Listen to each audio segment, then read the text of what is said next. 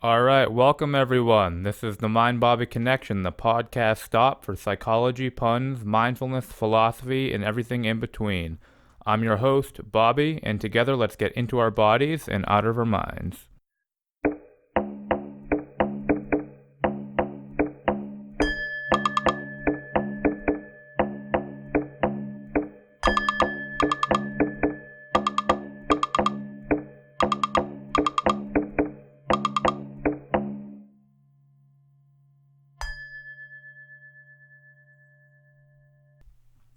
Hello, everyone. This is our third full-length podcast. This one is with Andrew Poole. He's a massage therapist with a degree in English, and he's also going to school for exercise physiology. It's always enjoyable talking with Andrew. He's a very articulate guy, and he has a ton of insight into proper movement, how the body moves, optimizing movement, how to prevent injury, how to move and exercise to achieve certain fitness goals. He has a lot of practice and insight into mindfulness, and it was a really fun conversation. So I hope you enjoy it as much as I did. We're in the audio world now. My sound waves are. This is me doing speech. I'm making noises from my mouth. All right, I'm here with Andrew Poole with an E. He has a degree in English, and he is also a massage therapist. So, Andrew, do you want to start speaking to how you got into massage and what it was that drew you to it? Sure, yeah. So probably my sophomore year of college, or at least going into my sophomore year of college, I one day realized I was drastically out of shape after I played Wii tennis, and then the next day my arm was sore from just swinging around the little like nunchuck thing or whatever it's called. And I realized, wow, I'm probably really out of shape. So that was when I said I should probably start going to the gym and working out and doing all these things. So started going to the gym. I signed up at my local YMCA. I would go in, and every day it was the same thing. I would go on the treadmill for like half an hour and just walk.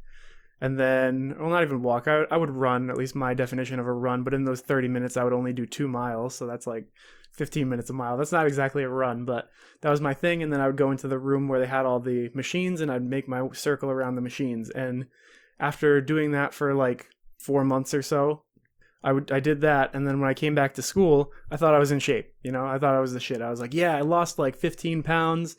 I'm in shape now because I do all these things, and I'm strong because I use these machines and lift weights. And then I met our friend, Nick. I met him, and then he was like, yeah, I go to the gym. I do this stuff and blah, blah, blah. I think I know what I'm doing. And I was like, oh, hey, I like going to the gym too. You want to go to the gym sometime? And he was like, yeah, man, sure. You can come to the gym. I was like, yeah, I'll do whatever you want. Like, I feel like I'm in shape. And then he showed me a whole new world that had no idea about. He was into free weights. He was like talking about bodybuilding.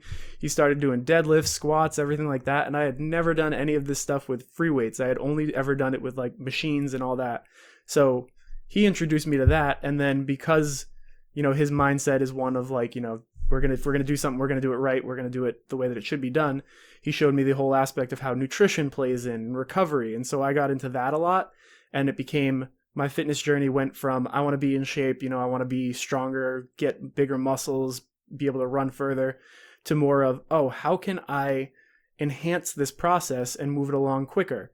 So the recovery aspect became a really big thing to me because I kind of realized that the more you can work out, or at least the more times that you can work out, the closer you can get towards that goal of those things, like improving your fitness levels. So I got really obsessed with recovery. Found Mobility WOD, which is like a CrossFit thing with the guy's name is Dr. Kelly Starrett, and he produced this whole Mobility WOD thing where he was putting out videos every day talking about mobility, how to move. I got into that, and it started teaching me a lot of the good aspects of how to think about this stuff and how to move, what different ranges of motion are. So I got a good background in understanding the different technical features of it. And so it gave me the idea of, it's actually like this stuff is attainable to me. I can understand these things. Maybe I should kind of set my mind on getting into this field somehow. And at that time, the most obvious thing was, how can I move towards being a physical therapist? Because I had some good physical therapy treatments in my youth from different little injuries I'd sustained along the way. And I thought, okay, if I want to be a physical therapist, what's maybe the easiest step to get there? And I thought massage therapy, because then I could learn, I can get some practice. The barrier to entry is not huge. And then that's how I ended up here. Do you find yourself applying a lot of the principles that you've learned when you're actually working out and when you're hiking? Oh yeah, I constantly see myself evaluating, like, if I feel pain in one area of my body. I've kind of learned in my field, the saying that I've heard a lot of practitioners say who are related to the work that I do is, where you think it is being the pain, it isn't. And it's a lot about finding where that source of pain is coming from. So like, this breaks down into the whole aspect of how I'm thinking about the human body and how these people that I engage with are thinking about the human body. And when I say the people I engage with, it's anatomy trains is the method developed by Tom Myers, or at least publicized by Tom Myers. He kind of outlines how the body is very much a system of pulleys and levers, and how one muscle affects another, and how that can kind of influence the way, or at least it can help you think about where these patterns are coming from. So if I'm feeling a pain in like my left ankle, I'll be like, okay, I'm feeling a pain in my left ankle here. And then I'll start asking questions like, okay, could it be that a muscle is not activating enough? Is it a muscle is activating too much? Or is that instability in my ankle coming from an overuse aspect because something in my right hip or my right ankle isn't moving the right way? And so it's throwing off my gait in a way that's causing me to land weird and put an overuse pattern on my left ankle. So I'm always trying to look for what's the story that creates this pain pattern, and how can I get to a closer approximation of what is the thing causing this? So rather than treating the symptoms, I'm treating the actual cause. And are there certain exercises that you use yourself, or do you do any of that teaching when you work with clients? Like what movements you can do? So yeah, a lot of it will relate back to like anatomy trains with Tom Myers. It breaks the body up into these different meridians and movement patterns, where it shows how muscles that you wouldn't think are classically linked are linked in sequences of movement. So for example, when you walk, when your leg is behind you, you have to pull your leg forward and then extend your foot out in front of you in order to step. That pulling your leg forward, your knee coming from behind your body to in front of your body, that's hip flexion. You need hip flexion in order for that to occur. After that hip flexion occurs, your knee's bent, your foot's kind of underneath your body. You need to then extend your foot out to be able to plant on the ground. Then that's knee extension. So we've got a movement of hip flexion and knee extension. Just that alone right there, we're not even talking rotations or anything that's going on with the upper body yet. That movement right there of hip flexion, knee extension seem to be intimately linked in movement patterns. And you'll see it in a lot of different things, like standing up. It's not exactly the direct analogy of pure hip flexion. I mean, you start in hip flexion and you start in a little bit of knee flexion as well, and you end up in knee extension and hip extension. But it kind of goes to show how there's different patterns that are linked when you're doing these movements. And so that method of thinking, how are these muscles linked? How are they influencing each other, can kind of help you to go down the path of, what can I give you as a treatment? Like, how can we teach you how to link and sequence these muscles? Maybe I'm taking you into a range of motion where you feel pain. Like, for example, I worked with somebody one time where he would have his arm up at about, like, I call it 135 degrees, but if you have your arm straight out to, like, horizontally out from the side of your body, and you raise it up about 45 degrees from there, if you're starting from zero as a starting point, or you could say 45 degrees from your head if your arm's directly overhead. That motion there, having your arm up in that position, and then depending on which way your wrist is facing. So for him, it was when his wrist was facing what we call radial deviation, where your thumb is going more towards your forearm, or the inside of your forearm, versus your pinky going more towards your forearm, which would be ulnar deviation. His pain was happening with radial deviation and not ulnar deviation, but from the same position. So that just tells me, it's like, okay, you're feeling a pain. And his pain was in his shoulder too, which is kind of weird that I can move his hand and influence pain in his shoulder. So it had to do with a certain sequencing of muscles that was sending a signal of pain to his brain, or the brain was sending the signal, depending on how you believe pain works. But yeah, that's another conversation. I know that I had my first professional massage with Andrew a few months ago, and I noticed afterwards that I had a lightness that I had never experienced before, and that continued for a few days, and that was really incredible because it motivated me to focus more on my posture, and it actually really changed my meditation. And I started using a hula hoop at your suggestion. I still use that a few times every week, and working on my core more definitely changed how I experienced my low back. I had a lot of discomfort for a while, and it's been getting a lot better as I focus more on how my core is engaging and how my posture is. Yeah, the thing that physical therapists and massage therapists and anyone in our field, personal trainers, anything like that, any of the holistic kind of body work or body oriented, body minded people think is, prioritize the core, like stabilize the core, strengthen the core. And I think a lot of people don't understand what that means. Like, I think it's very easy to say, oh, stabilize the core, strengthen the core, so I just make my muscle stronger, right? Like, it's abs, right? I'm doing crunches, I'm doing like sit-ups. Maybe if you're a little bit more advanced, you're like, well, no, a deadlift can be a core exercise, or, you need to work your back too and your obliques because there's multiple dimensions to the core. And yeah, that all makes sense. But the thing that you learn in anatomy trains is it actually comes down to the breathing, because your torso is kind of it's basically a vacuum container where when you inhale, your diaphragm contracts, it increases the volume of your chest, and the actual difference of the pressure from the atmosphere versus the inside of your chest actually forces air into your lungs. So it's not like you're actually sucking air in, you're just changing the pressure differential of your thoracic cavity in relation to the environment, and that's expanding your chest and helping you breathe. And that aspect right there, that creating pressure within your abdominal cavity, is something that creates stability. And so when you come to the core and you talk about strengthening the core, a lot of it has to do with how is your breath being integrated in your physical structure? Is that air actually filling up all of these dimensions in a way that's equally balanced around, like front to back to side, everything like that? And then once you have that air in there, that ability to create stiffness off of that increases. So if you're constantly exhaled, which you would call like depressed, like if you depress your breathing, depress your chest and just you kind of think about that position. This is kind of a pretty good segue right now into the mind-body connection there, because when we think about somebody who's depressed, you think of somebody who goes and they sigh. They expel all of the air. They're depressed. And then when you think of somebody who's not depressed, what's the opposite of being depressed? It's like, being inspired, your inspiration, taking that breath in. So that aspect right there just goes to kind of, it links the mind-body thing, but we're not quite getting there yet. Yeah, that ability to regulate that amount of depression that you feel versus inspiration, I guess. It's kind of a balance in between the two of, if I can take a deep breath in and I'm able to instantly create more core tension. And if I expel that air, it needs to be congruent with the strength that I have in my muscles to maintain that balance of breathing. Because then if you get your breathing out of whack, then there becomes more issues with sympathetic versus parasympathetic stimulation, and you can get your mind into all sorts of weird places if you start breathing like we know that's associated with being anxious. If you're not breathing at all, we know that's associated. That's just a problem. You should be breathing. You need oxygen.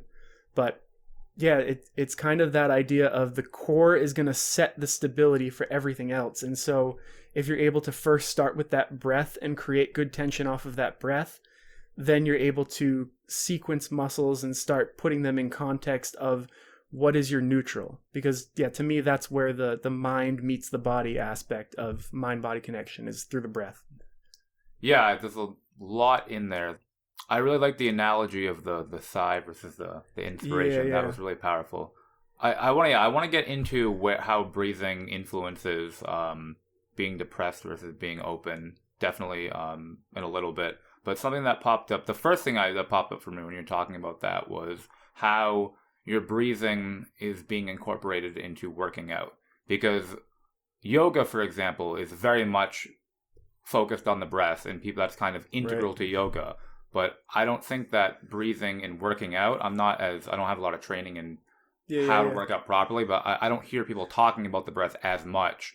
Whereas I've noticed that that's essentially working out is a mindfulness exercise for me. When I'm running, I know that I need to stop when my breath is getting shallow. It's my breath that's kind of the point that lets me know I have to stop before my legs a lot of the time. Have you found that with like jogging? Because or sprinting, or how do you know when you have to stop, when you need to stop, and it's physical, Right. not psychological? So for me, or at least I like to actually touch upon something you said where it really, I would agree, it's not really commonplace to talk about your breathing as much with these exercises. You might hear in the gym, like people talking about lifting weights, like exhale when you contract and inhale as you do like a lowering phase. So like if you're doing like we'll say a squat or something, just because it's an easy visual, as you're lowering yourself down, you should be inhaling. And then as you're pushing yourself back up, you should be exhaling.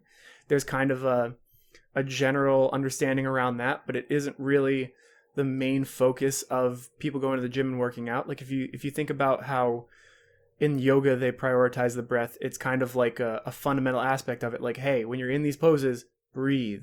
Long, slow, deep inhale, slow exhale, like be aware of your breath, watch it moving in and out, in and out, in and out.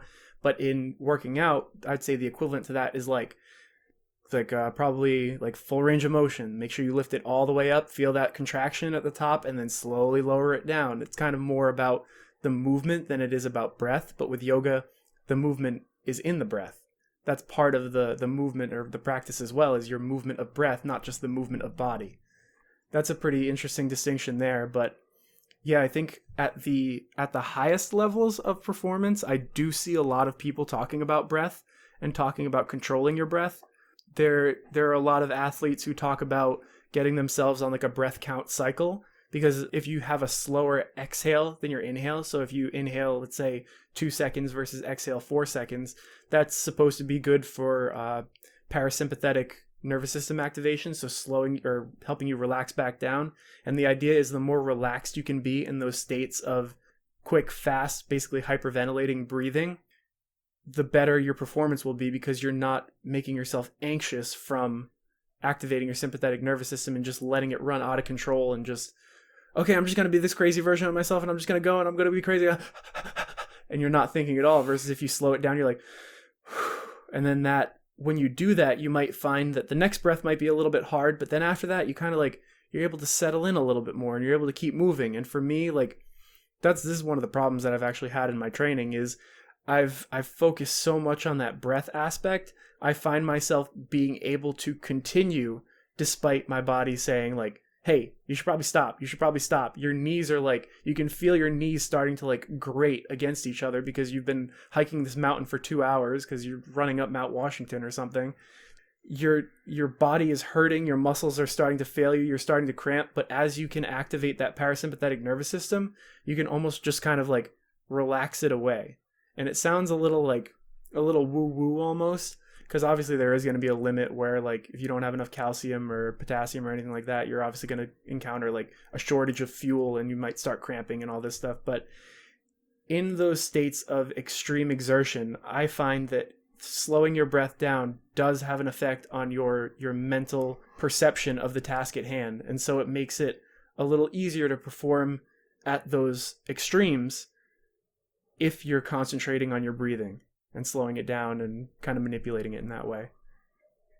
I have very similar experiences, and I think that the idea of deep breathing being relaxing is very tangible, and can be practiced by anyone at any time. Right. Something that I've thought before, the sense that I get is when I deliberately use those techniques, it's almost like analgesic. It's like a pain. It's almost like an opiate like response for me, where I'm like, wow, like I really feel like and not in the sense that it's foggy, but in the sense that it's like I really feel like everything is way more open and I'm not thinking about the future. I'm just present and I can kind of push through whatever is currently happening. Right, yeah.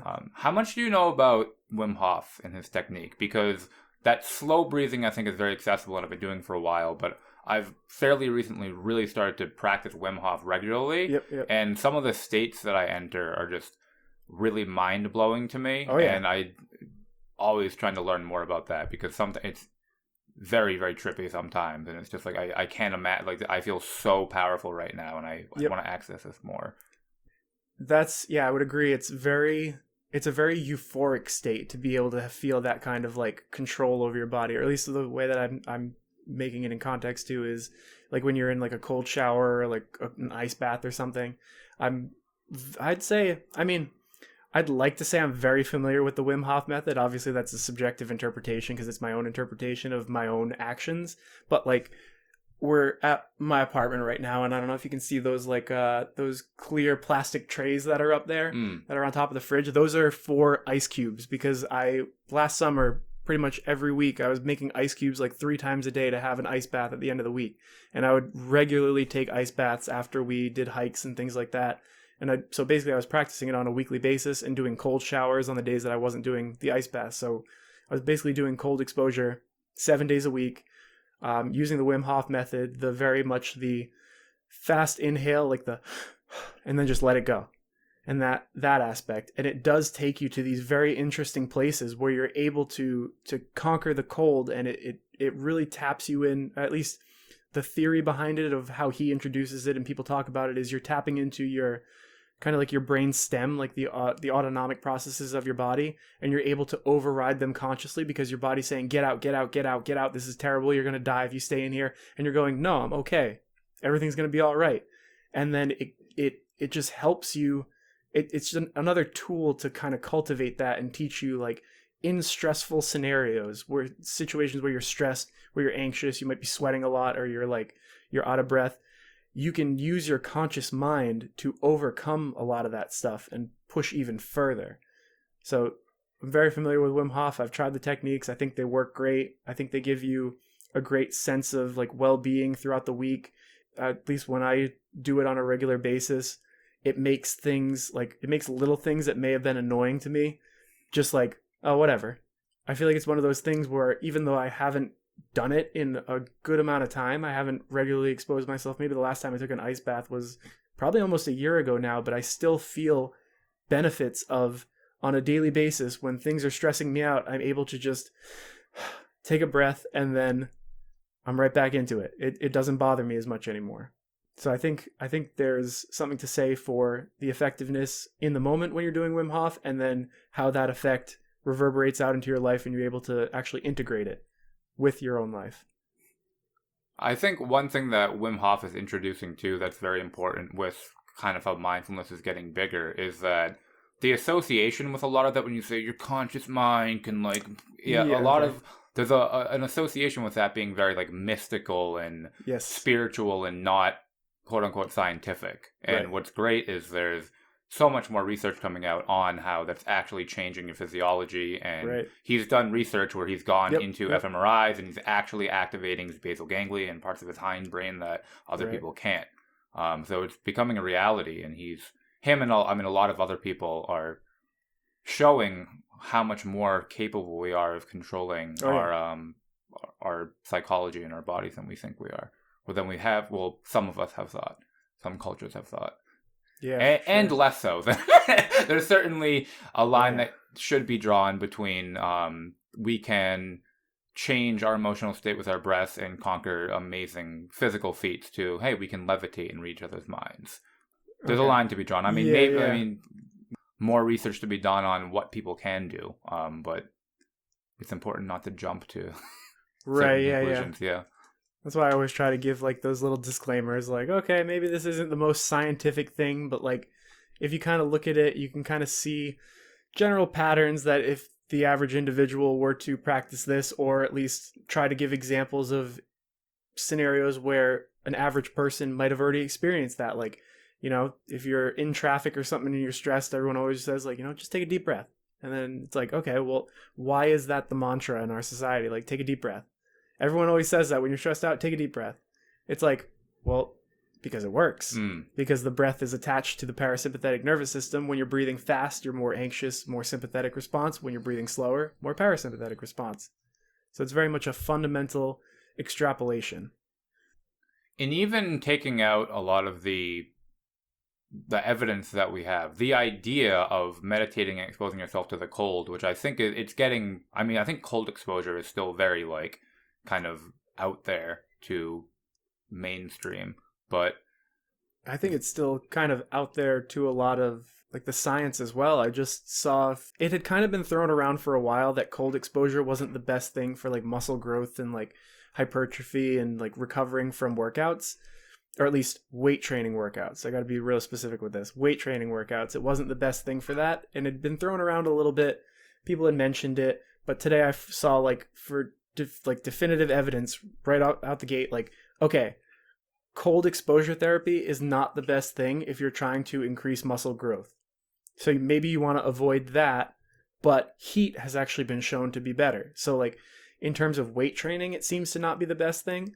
And like, again, this is the first study that I've seen that really like tried to put the nail in the coffin. Like, hey, if you're trying to grow your muscle, don't do this. After you do some heavy lifting, don't do this. So it's still relatively new in the field of science as well. I don't think we know much about it at all. I'd really like to see work done on cold exposure and anxiety and depression because, well, I mean, we have a very small body of research on what actually happens physiologically, but the idea that you mentioned earlier and that Wim Hof talks about all the time, if you can run a cold bath or a cold shower and feel all the resistance, your body's screaming, don't do this, and you do it and you're present with it and you use your breath to be relaxed in that environment, for me, that really has carried over into the rest of my day. Yeah. And I think it makes intuitive sense that if you're putting yourself into a position that's not dangerous, but very uncomfortable, that's what any challenge you'll ever experience in life is. Whether you're asking someone out or going for a new job or trying a new diet or stopping smoking, all of those things are accompanied by uncomfortable physical sensations and thoughts that are trying to motivate you in a certain direction. So it's kind of, the cold exposure becomes and meditation is a formal way of saying, okay, I understand that this is difficult, but we're going to do this and it's going to be okay. Yeah, I mean, it's very similar to resistance training, right? Like you put a load on the bar, or if we're talking about like a gym sense, you put a load on the bar that you can just barely lift, and then you practice lifting at those extremes where it's like, okay, this is challenging for me, but I'm going to practice in the area where it's challenging. And so you practice lifting that load in the same way. It's like, okay, I'm studying. How am I going to get through this? Well, you read that sentence. Maybe you don't understand it. You read it again. Maybe you don't understand it. Maybe you look for some outside resources. You look for that area of resistance in where there is enough challenge but also enough ability for you to overcome. So it's like you're always looking for that sweet spot of like, okay, in this challenge that I'm doing here, how do I get through this? And we don't usually, I would hope at least, if you're studying something, you're not studying something you already know, you're studying something that you're trying to learn. So if you're studying something that you're trying to learn, it's like, I don't know what this is. I'm really having a hard time. I'm struggling because like it's not fun to not know something and to feel like you have no grasp of it, because it's difficult to look at something and be like, okay, I have no idea what this is saying, but I need to know what this is saying. It helps you to feel your own boundaries, and it puts a limit on your abilities. And nobody really likes feeling like they're incompetent in a certain area. So when you study and you feel incompetent, it's like, what's the motivation to continue that? Because it's easy to just be like, oh, I don't get this, I'm just putting it down, whatever, I'm quitting.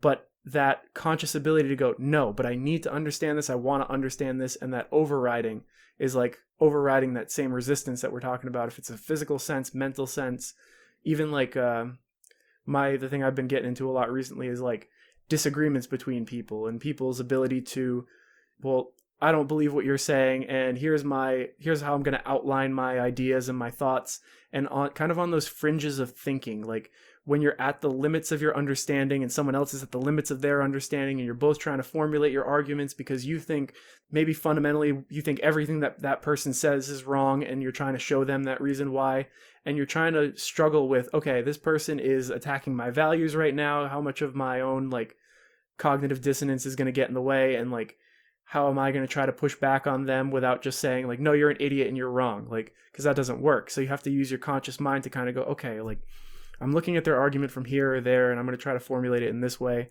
So I think the resistance thing is a theme that you see throughout with human beings, is we need some sort of resistance in order to adapt and in order to overcome and in order to progress in our human abilities. I think that's very true, and I really like the way that you linked the cold exposure to conversation, Because the whole time when you started talking about the concepts, I'm thinking like flow states, right? Zone of proximal development and how important that is. And I've always thought of conversation as a space that's very, very engaging, but only with certain people, right? Some Oh yeah, people, yeah. I mean, I enjoy talking to them for sure, but it's a lot more effortful to be engaged with them. And that's for a variety of reasons. We might have different interests. We might have different Right. speaking abilities. I might be tired. They might be tired, Yeah, etc. yeah, yeah. But when you're getting into the domain of talking about ideas, which I very fervently am always trying to do, maybe inappropriately, Oh yeah, yeah. part of that is because when you're challenging things that you hold dear, it becomes very stimulating and you're kind of on the edge of your seat and you're Right, really getting pushed to think. And that right. kind of induces the state of flow where you're like, if I'm going to learn, you're learning essentially. You're not learning from people in conversation is what makes it the most interesting. That might be about their ideas, it might be about your ideas and a back and forth, or it might be just talking to someone that is talking about farming, which I want to know more about, or even something I'm not even particularly interested in, like cars. Like if a mechanic is really passionate Oh yeah, about yeah, yeah. cars, I'm not particularly interested myself, but the fact that they're fascinated is fascinating. So it's kind of that learning element and that challenge element that makes conversation so enjoyable. I Or would. even the experience of eating something. Like if someone's telling a story, like the fact that they're engaged with it, it's like I'm learning about what it's like to be you. Yeah, yeah. Like what you said there about the mechanic. That was on the tip of my tongue right there. I was gonna say the same thing. There things that I have no interest in. If somebody is fascinated by it, I'm hypnotized. Like you've got me, and my attention is gonna be on you. Like for probably like I could probably do it for like 3 hours. I could listen to somebody talk about something that I have no idea about, was never interested in before. Like you could take the most boring topic, but if somebody is interested and they're passionate and they can like, well, no, this link's there, that link's here, and like check this out, look at this, watch how this works. Like when they have that ability to work their mind in that way and like show how it affects all of these different areas, it's just so fascinating to watch somebody's mind work in that way because we like seeing, or at least I like seeing, and I think a lot of people in general like seeing humans at their fullest expression. And if somebody can take that expression and take something that they know so deeply and relate it to so many of these other things that make them who they are, like all of these different experiences that they have, maybe it's not even related inherently to that central idea, but they're linking it through different methods. It's just so much more interesting, and it hits on so many different levels because you get that broadens your audience of people that are going to listen to you. It helps understanding when you can provide metaphors and links to different ideas from a central point. It's just, to me, that it's like mental gymnastics, and it's fantastic to watch.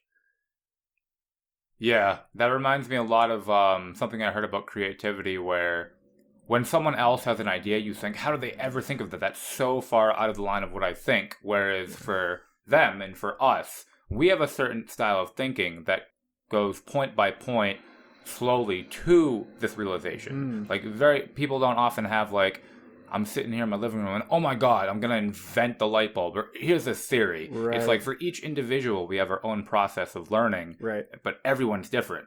So creativity is really cool in that way. And I think that drive that you're talking about is something very human that's also tied pretty deeply to dopamine.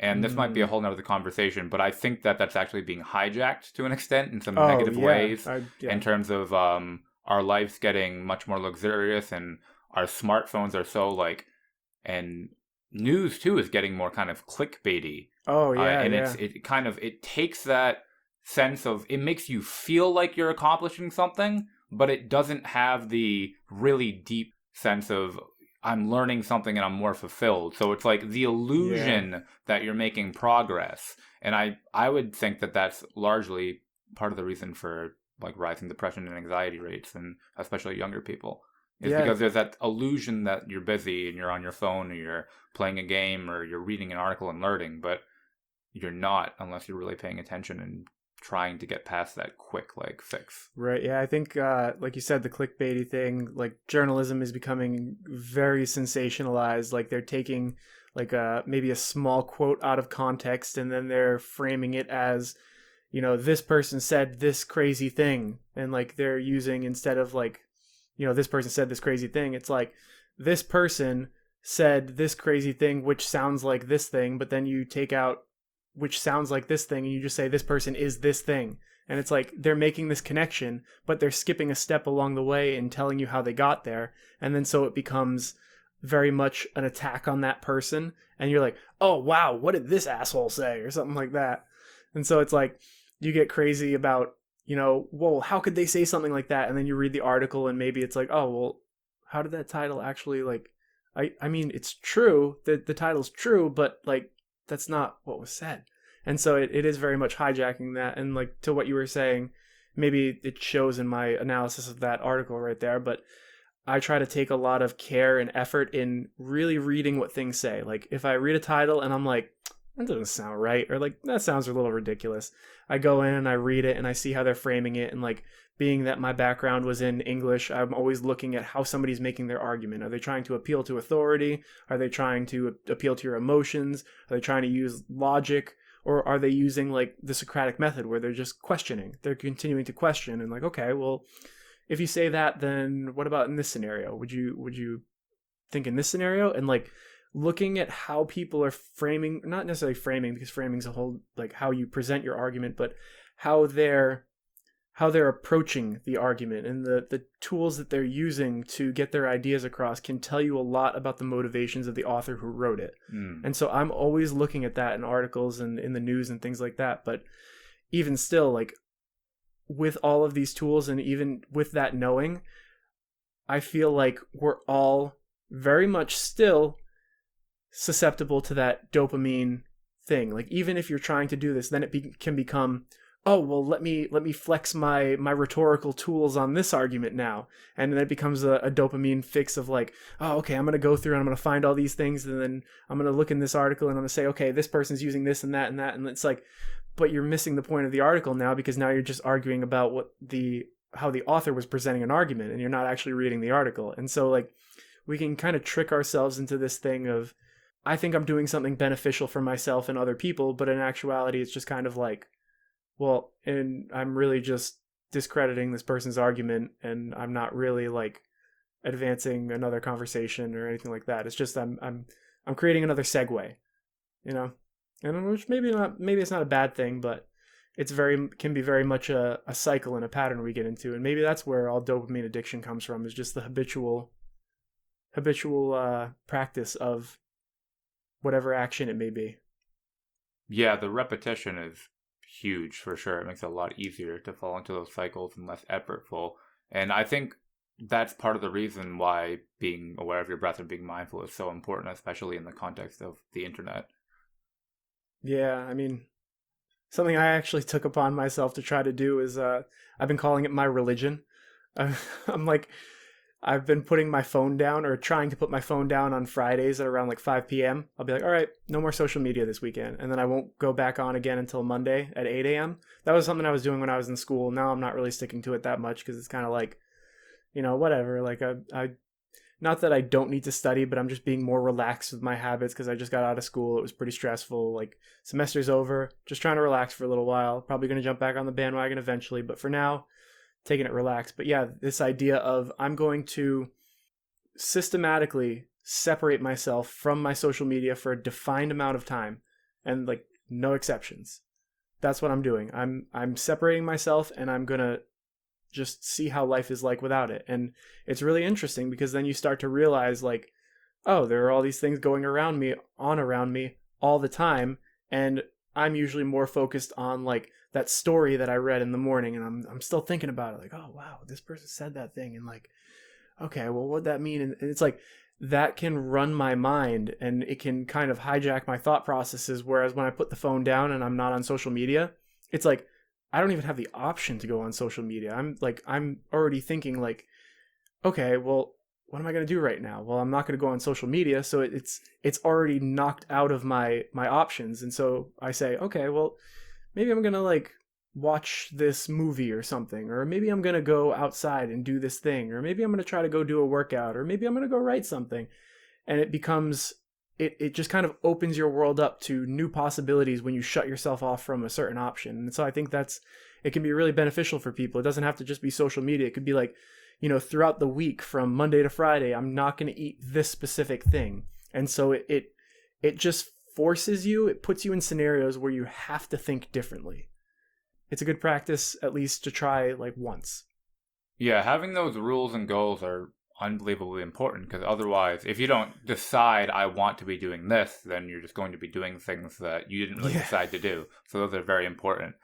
And speaking to the concept of not having the option, I very recently started really trying to get a hold of my smartphone addiction because I always kind of go in cycles where I realize that I'm using it more than I'd like to. But it's gotten to a point that I wanted to really look at how much of my thinking day to day is kind of in relation to my smartphone or being fueled by motivation to do something on it.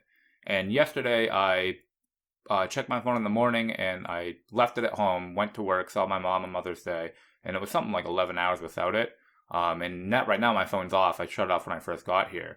And it's, I would say, worrisome, especially yesterday, how much I was just like, okay, like I have this thought, I want to text this person, I want to text this person. It's like, okay, like I haven't gone on Pokemon Go. Okay, I haven't checked my like email. Did my boss text me? And there's literally over a dozen different motivations. And like, I think of something, oh, I want to text this person. And that can certainly be beneficial to keep in touch with people and to, you need to keep in touch with work. You might have a business online. But I think for me, the best way to use that is more systematically.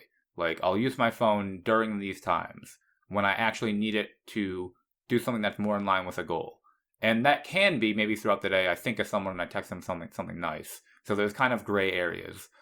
And that's going to be difficult to navigate, I think. But yeah, my phone takes my attention a lot. And I think it makes me way more anxious because it's just not anxious in the sense that necessarily I'm worrying, but in the sense that I feel like, well, I could be on my phone, so this other thing isn't as important, and it's more difficult to be calm and present because it's the option of having the phone is always there. It'd be like if I was just sitting at my table and I was eating a quinoa bowl that tastes good, and I literally just had a pizza sitting right there all the time. Or if I'm an alcoholic and I just have a beer sitting next to me, ready to drink. Like, that's how I think of what my smartphone is. It's just this thing that I can use at any time that's way more entertaining than a lot of the things that I'm doing. It makes a lot of sense to me to turn it off. So literally even just having it off, that one step it makes it removed. It's no longer just pick it up because even just turning it on, it's like I feel like, okay, like I am now initiating with this. Right.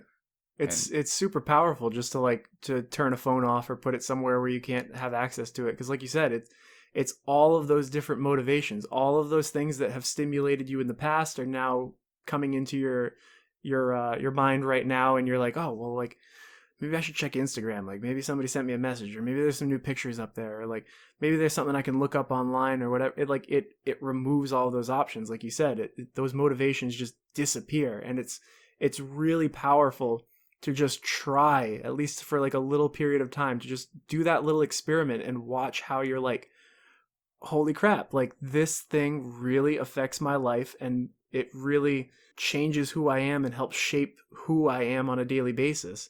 Again, I'd recommend it to people to try. Just turn a phone off, or give yourself a set period of time and then watch it occur. Because like I've in the past I've said that I was going to do it, and then I'm like, oh well, why am I going to do that? I feel like I have control over it, whatever. And then you never do it. But 20 minutes. Do it for 20 minutes. Like whatever set period of time you can commit to, try it out. Just see how it turns out. But based off of that, or segueing off of that, maybe not even a segue, but I had heard an analogy one time, and I thought it was like the most powerful analogy of smartphones that I had ever heard. And somebody was like, imagine if I told you that there was a device that would make you instantly accessible at all periods of time, and you would be addicted to it and you couldn't live your life without it. Would you take that device? Just kind of equating smartphones with how much they take away your lack of autonomy, or maybe they enhance your autonomy, depends on how you think about it, right? Imagine they're like an alien society looking down on us and on everybody who's using their smartphones, and it's like, would we be distinguishable from our smartphones, or would they think that our smartphones are actually part of who we are? Would they look at it as, oh, that's just a tool that they're using, or would that be, oh, that's a fundamental thing that makes them who they are. I think about that and I can't help but wonder how, if technology was any sort of like biological life form, if it was some sort of thing that was living and it was breathing and moving around and all that on its own, we would look at it and be like, this thing's invading. It's in everyone's hands. It's in everyone's pockets. It's like, it's invading. It's an invasion, a large scale invasion across of America of technology. And I can't help but wonder if we would think about it differently if it was something along those lines. Yeah, I really think it is important to make a relationship with technology as more of a tool as much as you can, because there's an unbelievable amount of positive that can come from the internet, from smartphones. Like I've learned, Right, yeah. my life is so much better, I think, on average because the internet exists. I'm like incredibly grateful for it, and I've listened to thousands of hours of Right. the smartest people alive talking, Right. and that's amazing. And yeah, it really has so many different needs in my phone. Like I can text the person I'm romantically involved in. You can sext each other, you can look up food recipes, you can figure out how to get where you're going, Right. you can check social media. Like, yeah, it's essentially literally infinite. That's why I was careful to make that distinction of it can empower you as well. Like maybe there are people that they feel lonely on a day-to-day basis, but then like they go on Instagram and they find, oh my God, there's a community of people that love drawing pictures in this way that I do as well. Or like they find a community like that online, and all of a sudden they've gone from being lonely to being like, oh my God, these people are all into the same thing that I am. Or maybe you're saying, oh, I've never been to this place. Let me look up these directions and then I can go there. And then you look up the directions and you go. And it's this super liberating experience of you've given the individual power. The problem the place where it becomes a problem is if it's like, well, how do I get here? Now, how do I get here? And then you just get caught up in the whole idea of looking up how to get to places or different communities that exist online, and you never do anything with it other than just look up these things on your smartphone. And then it becomes, are you a person that's looking up these things to go to do these things or be engaged in these communities? Or are you just a person who's looking up these things to be a person that looks up these things? And it becomes redundant. I really like that image, because I can really relate to that. Like, oh, should all of these things and then not do. And that's the kind of the distinction between, is it a distraction or a tool? Yeah, I mean, I was having a similar conversation with somebody the other day. We were talking about how it's great to be able to discuss theory and understand these things and all that, but like, if you're a self-help guru, or you're like, all the best self-help experts and all this, or all of the literature on entrepreneurship and all that, that's great, but can you do it? Have you done it? There's a very clear distinction between thoughts versus actions. And like that distinction right there, to me, has been an area where I've tried to cultivate more of my life towards analyzing. Like, okay, I'm thinking about this thing, but am I actually practicing this thing? Am I actually doing it in the real world? Or am I just a person who likes to think about it and likes to talk about it? But I mean, there's a place for that. I mean, that's usually academia, teaching other people how to do things. And I'm not saying that the best people who know these things are people that haven't done it or have done it. I'm just saying that it is possible to exist in a space where you are just a master of theory, but a complete just adult. Like, you have no idea in actual practice when you go to act it out. You're like, well, this was supposed to work. And it's like, well, check your theories or something. I don't know. Like, you need to actually go back to the drawing board. It's this constant play between thoughts, actions. That's, to me, that's the joy of conversation, right? It's like you experiment with ideas and you discuss it with another person. They reflect back to you what they're hearing, and it helps you shape your understanding. It helps you understand where they're coming from. I've been really fascinated recently with like understanding how words affect people's like, just not necessarily interactions, just how words have an effect, I should say. Just leave it right at that. I could have a word and I could have a phrase or something where I could say it to you, and to you could interpret it one way, but to me I could interpret it completely differently, but they're the same words, and it comes down to how are we defining those words. if you can find an example of that in your life, it can be so powerful and so, I don't want to say divisive, but like in the sense of creating an argument or creating like a in-group, out-group kind of thing, but it can be divisive in the sense of like, there's a clear difference in interpretation of that just based on how somebody's defining this one word versus how somebody else is defining this word, or even in the affect of how somebody's saying it, where they put their emphasis, where like the tone that they're using, it can totally change how that word is interpreted. I mean, the most obvious thing, fuck you. Like, I could be like, oh, fuck you. Like, it's just like a passive, like, whatever, like, fuck you. Or I could be like, hey, fuck you. Like, get mad about it. And it's like just that. I'm using the same two words. And I mean, swears are the easiest way to do this because, you know, they're kind of like our placeholders for, you know, emotions that are hard to articulate, or just you're able to easily articulate your emotions using expletives in that way. But that aspect of, here's two words that are the same words, and then depending on how you say them, they have completely different meanings. But on paper, they're the same words. There's this sentence. I don't remember where I saw this. Probably the internet. It was, I never sucked his dick, right? And then, I never sucked his dick. I never sucked his dick. I never sucked his dick. I never sucked his dick. Right. I never sucked his dick. Right, like, right. I thought that was so hysterical. Just like, every single word you emphasize differently as such a profoundly different right. interpretation. And it's fascinating. Like, yeah, that to me, that's absolutely fascinating that the human language, or at least the English language, allows for that much room for interpretation. I want to give a shout out to Autumn for being really, really quiet. Andrew just got a new dog that was very, very ramped up and excited to see us, and she was quiet this whole time, so thank you. Yeah, she took a little nap or something. Yeah. Thank you, everyone, for tuning in to the end of the podcast. That was Andrew Poole, and this is the Mind-Body Connection. Make sure to check us out on YouTube and send an email with feedback or comments to mindbodyconnection@gmail.com. Thanks again, and I'll see everyone next time.